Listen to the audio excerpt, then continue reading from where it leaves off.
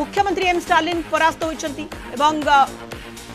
इटिगर VS बाबू ठारू से परास्त होइछंती। तमिलनाडु कोलाथुर आसन में स्टालिन परास्त हेबा ये सबुठारू चकित कला भली निहाती जो रोचक ये खबर वर्तमान सामना को आसुची। पूर्व से पछुआ चलुथिले किंतु वर्तमान से परास्त होइछंती तांकर निकटतम प्रतिद्वंदी ठारू। मुख्यमंत्री एम के स्टालिन परास्त होइछंती विपुल भोट्रे निज प्रतिद्वंदी ठारू। तमिलनाडु ये सबुठारू चकित कला भली खबर वर्तमान सामना को आसुची। आलोचना करबा आम सहित बीजेपी मुखपात्र श्रीजुक्त प्रशांत साहू स्टूडियो उपस्थित अछंती। कांग्रेस मुखपात्र हलधर सेठी अछंती स्टूडियो रे एवं बीजेडी मुखपात्र तुम्बनाथ पंडा आम सहित स्टूडियो उपस्थित अछंती एवं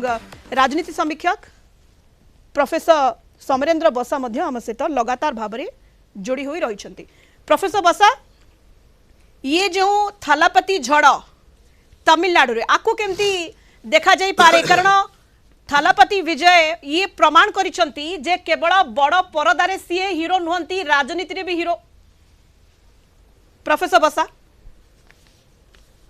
ट्रेंड को जदि हम तमिलनाडु ट्रेंड को आलोचना करवा तेबे एक्जाक्टली नेपाल रो जो सिचुएशन हेतिला नेपाल रे जेपरि भाबरे जेनजी माने जहा चाहिथिले ताहा से माने करिथिले एवं एक्जाक्टली से माने जो नेता को चाहिथिले तांकु ही सेठ प्रधानमंत्री करिथिले एवं दशंधि धरी जो दल थिला ताकु सीधा सड़क विरोधी दल को नै आस्थिले एक्जाक्टली ताहा कंटिन्यू हेछि वर्तमान तमिलनाडु रे। कारण तमिलनाडु रे गत काली रो जदि हम देखिबा एग्जिट पोल आधार रे 2 रु 8 सीट समस्त एग्जिट पोल दैचंती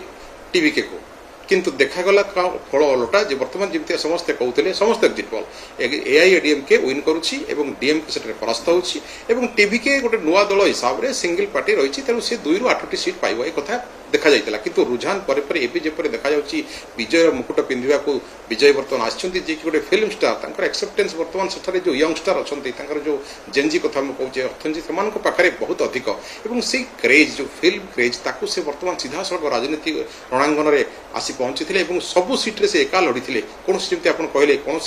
दल सहित न रहा गोटे लोक एक्सेप्टेंस होती